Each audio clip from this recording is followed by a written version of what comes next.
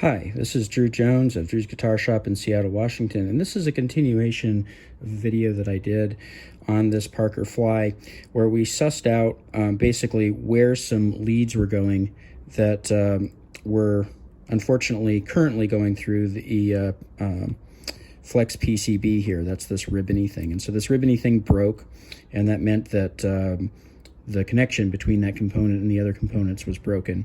And in order to fix that, we needed to figure out where those leads went and what we needed to go to with our wires in order to fix this thing.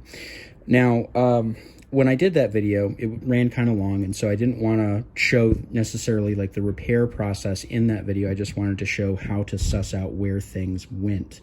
In this video, I'm going to actually cover the repair portion of that. So basically what needs to happen is that we need to take these solder lugs that are going through here, and we need to replace the leads that are here in this ribbon, in this printed PCB thing, and we need to replace those with a solid wire. You can see that one of these has already been done. We sussed this one out in the last video where it went from this solder lug to this pin over here, and so we soldered from that pin to over here with a solid green wire, and that's how we fixed it. In the next one, we're going to have to take this other connector here, that is to say this third one here on the right, and we're going to need to connect it with this lug over here, which is where that goes, and you can watch that other video to see how we determined that. In this video, I'm going to actually cover the soldering process, which you know, soldering is its own little science, and so it's important to know what you're doing if you're going to do it. So what we're going to do is we're going to take one of these thin wires. This is a cutoff from a pickup install. So this either came out of like a DiMarzio or a Seymour Duncan pickup. And basically just what I do is I hold on to those in case I need these little thin wires for doing stuff like this. So we're going to be taking one of these wires and we're going to be cutting it to length. When I cut a wire to length, what I like to do is I like to hold it with my finger, and I like to hold my finger on the other side. So I'm using the full width of my finger here, and I'm taking that finger and holding it to the other side of this component here, and then I'm doing the same thing on this side. And what that's going to do is it's going to give me a length of wire that's long enough to bridge that gap, but it's also got a little bit of extra slack on it, so that in the future, if you need to repair this, which is going to mean cutting and stripping back that wire, that you have enough to work with without going ahead and replacing the wire. So we're going to go ahead and we're going to cut that length there. And then we're going to go ahead and flip this tool around, and we're going to use that smallest hole on these wire strippers. I recommend these types of wire strippers if you're going to go cheap. There are definitely higher end wire strippers that you can get, but I would definitely recommend finding the ones that have these round slots cut in them, because the little diamond kind, or trying to strip things with a knife, you're very likely to kind of cut into the conductor in the middle of that wire and weaken it. You either will cut into the conductor and strip, you know, the conductor out of there along with the insulation, or you will nick it in such a way that you will now have a weak connection, because now there's a little tiny tear in that that's going to tend to want to grow.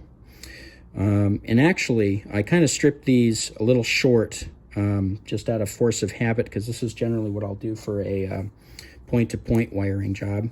More about that in that other video down in the description.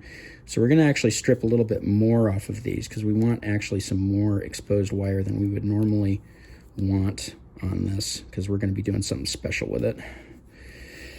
All right, so there we go. I'm going to go ahead and twist those wires together. If you're trying to be neat about it, by the way, and you're trying to avoid contamination, if you're doing like a more sensitive job than what I'm doing here, it's a good idea to actually do that twisting with like a shop towel or something with a little bit of alcohol on it, so that you don't get your finger oils into it. That's not necessarily a huge concern here, because we're not, you know, we're not dealing with like a satellite or rewiring a piece of military equipment, so we're not gonna tend to worry about that here. Now, the next thing that you want to do is you want to put down something to protect the surface of the guitar while we're working over it. So I like to use some actual cloth, because what we're going to want to do is we're going to want to keep down the amount of spatter that comes from this soldering that gets onto the finish, because this flux that we're using here, this rosin flux, is actually really acidic. And if it gets on even polyurethane finishes, it will cause little pock marks in it. And so we definitely want to avoid that. Also, there's a tendency in some cases to end up with like molten solder. Now for the soldering iron here, we're going to be touching this to a wet sponge and kind of shocking all of the crust off of there. And we're just going to be touching it. And what we're doing is we're tinning the wires. So this is preparation work for doing the rest of the solder job there. We just want to make sure that there's good coverage of solder. And ideally, with good tinning, you should be able to pick that up and you should be able to see the twisted wire through it. It shouldn't be like a big glob of solder. And if you have any contamination on it, like that little black speck, you can kind of pull that off. Again, this is not a, this is not a satellite. So, all of these little details that I'm talking here are, for a little bit higher end solder work than what's generally required for doing guitars. But we still want to do a good job.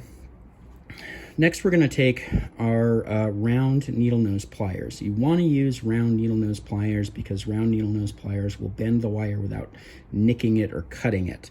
It's very, very important if you're going to be doing a lot of solder work to just invest in a pair of these. No other types of pliers are really going to do what these do. So it's very important to actually have some round needle nose pliers on hand if you're going to be doing this sort of thing. And what we're going to be doing, let me see if I can get the camera to focus on this. It's a little difficult because I'm watching what's on the screen that I'm recording and also trying to show you guys what's going on. So let me see if I can get this background on here to maybe make it focus better on that wire. Okay, I think that's going to be as good as we're going to get. So maybe you guys with the ability can zoom in on what I'm doing here. But basically what we're going to do is we're going to kind of grab that wire by the very tip of the wire. And we're just going to kind of pull that around. And what we're making is a little loop, a little half loop like that. And that half loop is actually really important because we're going to be using that in kind of a special capacity here. When we have that half loop, we're going to take it and we're going to kind of bend it. Not quite at a 90-degree angle, a little bit more shallow than a 90-degree, but, pretty steep. And we're going to be doing the same thing on this end. Normally, what you would do with a connection, point-to-point wiring, would be that you'd make this loop and then you'd hook it on the solder lug and you'd put a little bit of tension on it and then you'd solder it. But in this case, we're going to be doing something a little different here. So again, we're going to bend that upwards and get kind of a steep little kink on it. And we're going to want to put down, again, something to protect the surface of the instrument that we're working on. You can use shop towels or, some old t-shirts or cotton rags or whatever it is that you have handy to do this. Now, the next thing that we're going to do is we're going to take a little bit of that solder flux, and it just takes a tiny, tiny amount. You can really go kind of overboard with solder flux, and you can really put way too much on there. And actually, what I'm noticing is that I don't have entire coverage on this, so what we're going to do is we're going to take a little card. Paper works too for this. I would just recommend kind of this stuff if you're going to be working over it for an extended period of time. Anyway, we're going to go ahead and we're going to take a little bit of that solder flux. And if you have it dangling off here, like I've got here, you're going to want to kind of remove some of that. Solder paste generally works better than what I've got here, but this is what I've got. And so what we're going to do is we're going to take that. This thing already has plenty of solder on it in order to do the joint that we're going to do. And so we're not going to be using actual solder wire here. We're just going to be relying on what's already on there. So we're going to get a little tiny bit of flux on the lug that we're going to, and we're going to get a little tiny bit of flux on this guy here. Now this next operation takes a little bit of doing. So what we're going to do is we're going to want to place this part under a little bit of tension. There's different ways to do this. You can figure out how exactly you want to do this, but what I have here are these magnetic alligator clip things that work great. They clip to the bench with a neodymium magnet, and they have an alligator clip on them, which is exactly what I need for holding a part like this where I need it to go. And we're going to take that end that we applied the flux to. I'm going to go ahead and apply flux to this end just in case I have the wrong one. And what we're going to do is we're going to hold this loop to that lug. I'm going to zoom in here so that you guys can really see what it is that I'm doing. We're going to take this loop and we're going to put it over that little lug there, and then we're going to pull on it when we wet the solder, and that's going to make a firm connection between the wire and the lug. When you're doing solder work, you never want the solder to be doing the work of the electrical connection. Solder is kind of a poor conductor, and that's not what it's for. So what you want is you want the two conductors to actually be coming into physical contact with each other, and then the solder to be going on top of that. So we have our flux on there. Going to go ahead and get our soldering iron ready here, touching it to that rag, and we're going to be going right to that lug and just touching that and wetting it, and then putting just a little bit of pressure. And we're going to want to maintain that pressure until that solder joint is actually cool. So right there, that's our solder connection between those two things, and that's how you would repair that kind of thing where you're trying to go to an outside lug. Now, you also want to be very careful about the amount of time that you keep the solder iron in touch, and that amount of time that I just did was actually kind of long. You should just be able to touch it and kind of hold it. The reason that I held it a little longer was because I accidentally jiggled that wire while the solder was still wet, and so that would have created a disturbed, what's called a disturbed solder joint. Not the best.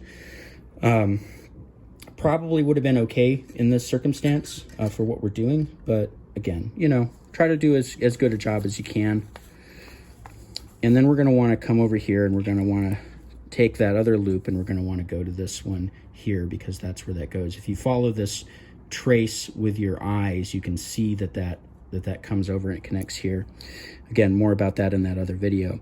First of all, because this is kind of a bigger lug, I want to make sure that I can actually get this loop around it. And we also have another wire going to that. And so what we're going to be doing is we're going to be going under that wire that's currently in there if we can. And it can't go under right now because that solder blob is preventing us from getting it under there. But the lug itself, I can see, is thin enough that we're going to be able to get this on there once that solder is molten. And so we're going to go ahead and we're going to do the same thing. We're going to take a little bit of flux, and again, just a tiny little bit. I'm just coating the surface of this toothpick with this and just rubbing a little bit on there. It really doesn't take much.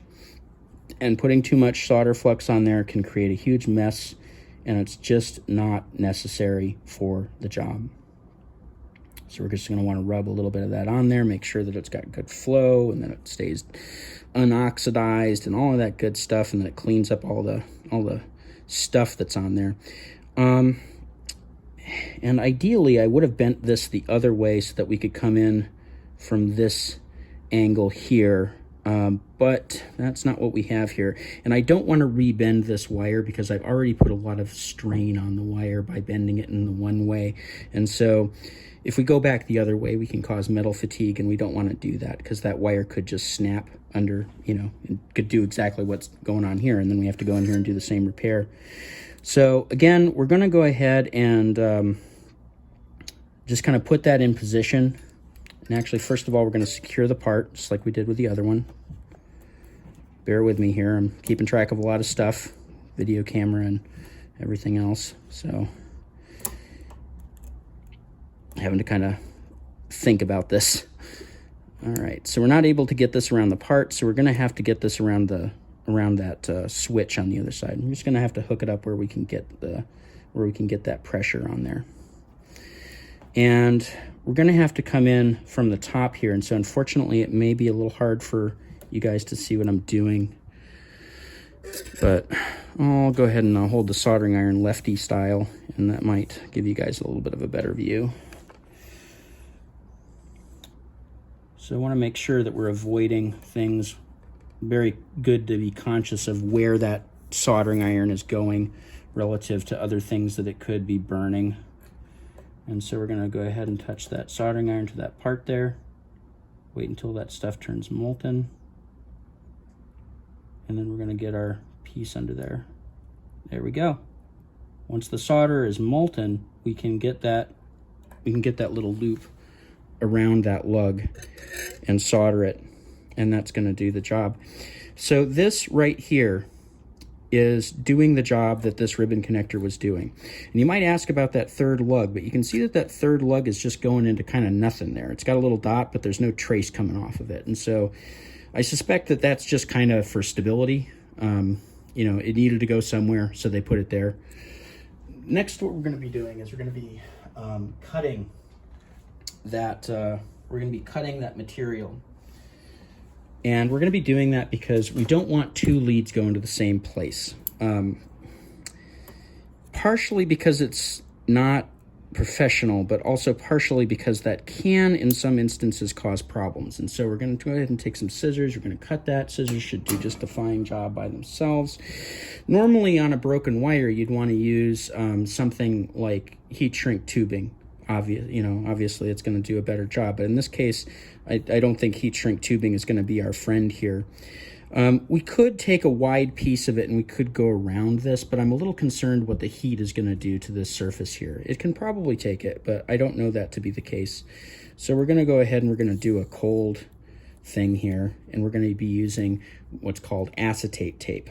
Acetate tape is for doing electrical work, but it is far better, in my opinion, than using electrical tape. We're going to be going halfway up here so that we can make sure that we're able to kind of go around and get full coverage. And we're going to want to come down where just a little bit of that tape is coming past that ribbon connector. And so then once we have that half covered in the tape, we're going to want to come around, kind of keep a little bit of tension on it, but don't pull on it.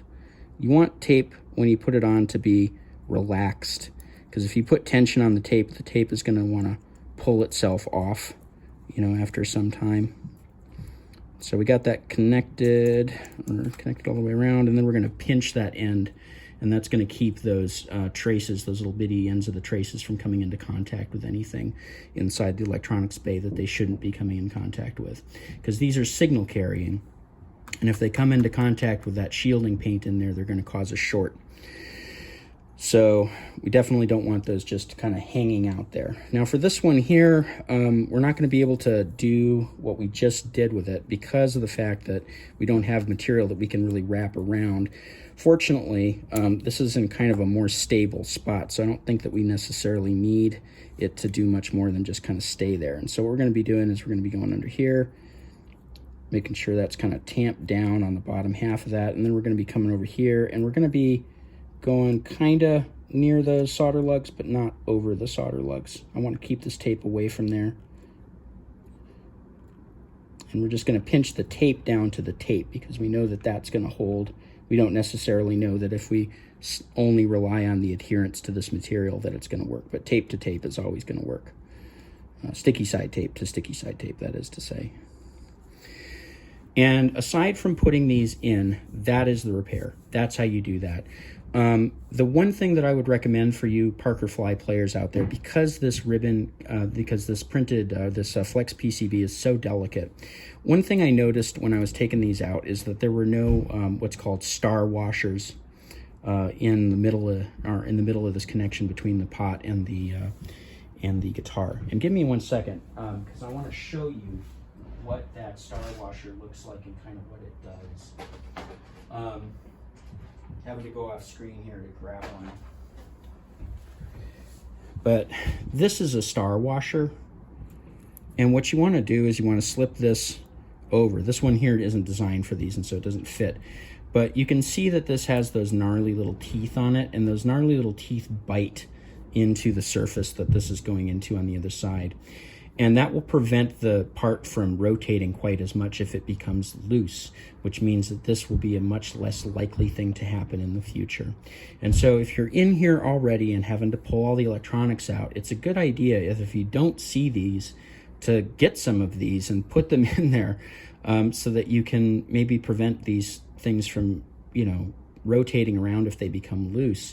And the other thing that I'll say too is that when you're putting the bolts down on here, on the other side, and you're tightening these down, bolts work one of two ways. And it's important to keep the ways that those work in mind when you're tightening, because you want to know which one of those you're doing.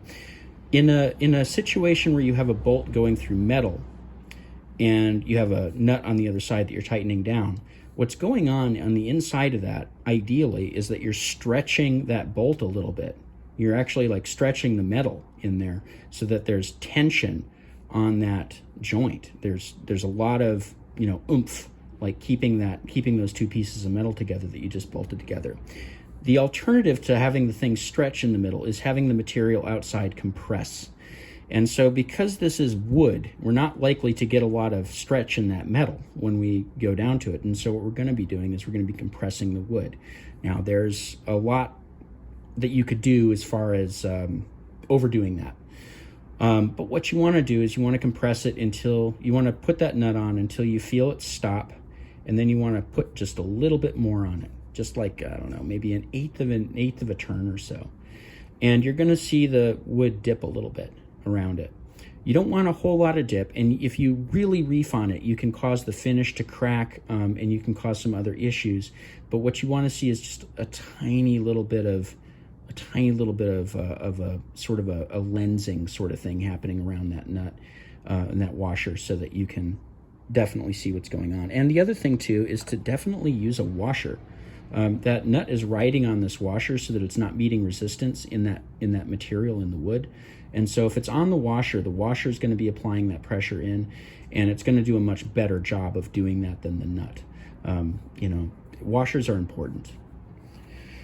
So keep all that in mind if you're doing this kind of repair on a Parker Fly, because all of this stuff that I just talked about is necessary to know if you're getting into doing one of these circuit board repairs in here.